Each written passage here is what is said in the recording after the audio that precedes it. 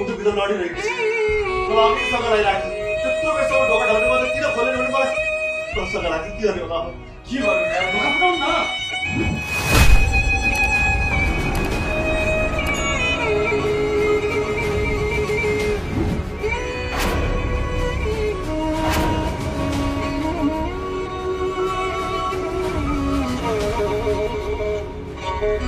मुटु मुटु मुटु के भयो तिमीलाई? मुटु आँखा खोल न, आँखा खोल न मुटु। साथीहरू, स्वागत छ मेरो नेपाली सिरियल रिभ्यू युट्युब च्यानलमा। आज हामी यो भिडियोमा भुन्टी सिरियलको बारेमा के भइरहेको छ भन्ने विषयमा छलफल गर्नेछौँ। तपाईहरूले भुन्टी भाग 268 त हेर्नु नै भयो होला। अब आउने नयाँ भाग 269 मा के हुन्छ भन्ने विषयमा छलफल गर्नेछौँ। आउनुहोस् लागौँ भिडियोतर्फ। भुन्टीलाई सबैले हेला गर्न थालेपछि भुन्टी एकदमै तनाव लिएर कोठामा गएर बेहोस भएर ढलिन्। भुन्टीले ढोका नखोलेपछि भूपेन्द्रले झ्यालबाट हेर्दा भुन्टी भुइँमा ढलेको देखेर होस नै उड्यो भूपेन्द्रको।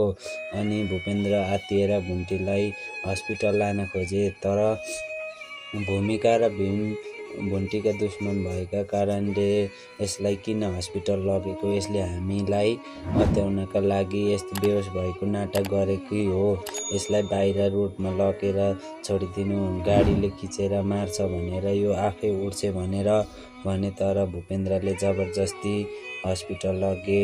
हस्पिटल गएर पनि भुन्टीलाई नानाभाती आरोप लगाएर मार्न खोजे भूमिकाले।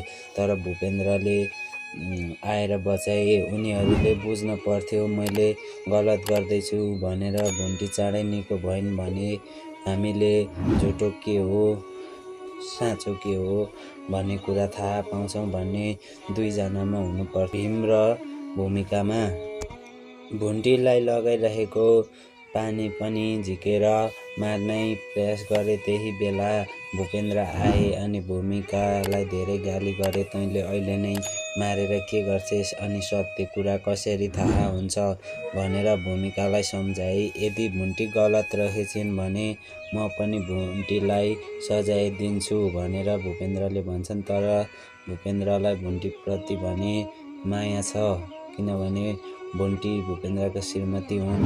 यता टोकाले र पूर्णिमाको पनि फेरि ठुलै झगडा पर्यो। उनीहरूको माया प्रेम पनि अब अलग भइसकेको छ। पूर्णिमाको कारणले गर्दाखेरि यिनीहरू दुईजनाको सम्बन्ध छुटिनु पर्यो। टोकाले भनेको कुरा नमानेका कारणले गर्दा यस्तो भयो। पूर्णिमा धनी परिवारमा हुर्केकी छोरी भएका कारणले यस्तो भनिन्।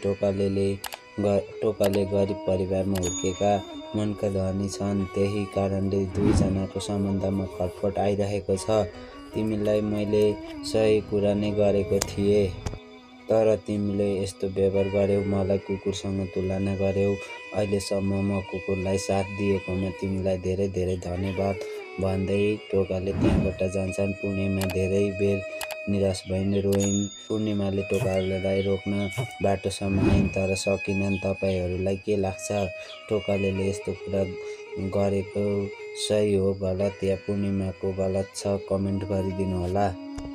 भुन्टीलाई भूपेन्द्रले हस्पिटलमा लगेर पुलिस चौकी जानुपर्छ अनि सत्य कुरा थाहा पाएपछि हामी घर जानुपर्छ भनेर भूपेन्द्रले भन्दै गर्दा भुन्टी र भूपेन्द्र हस्पिटलबाट बाहिर निस्कँदै गर्दा भुन्टीकी आमासँग पनि भेट भयो। दुईजना बिच हेराहेर भयो। भुन्टी भने एकदमै रोइन्। अब भुन्टीलाई यस्तो अवस्थामा आफ्नो आमाले देख्दा आमाको मनमा के सोच आयो होला। अब भुन्टीले आमासँग सबै कुरा सुनाउनु पर्छ भन्ने को हुनुहुन्छ। अब भुन्टीलाई सुकुमाया नै आएर साथ दिनुपर्छ। भुन्टीलाई निर्दोष भएको साबित गरिदिनुपर्छ। भूपेन्द्रले पनि भुन्टीसँग माफी माग्नुपर्छ र देवर भाइ भूमिकालाई पुलिससँग जिम्मा लगाइदिनुपर्छ भन्नेले यो भिडियोलाई एक लाइक गरी च्यानललाई सब्स्क्राइब पनि गरिदिनु होला र कमेन्टमा सुकुमाया पनि लेखिदिनु होला। अनि यो भिडियो कस्तो लाग्यो त, मन परेमा जस्तो लाग्यो त्यस्तै प्रतिक्रिया दिन भने नभुल्नु होला। धन्यवाद।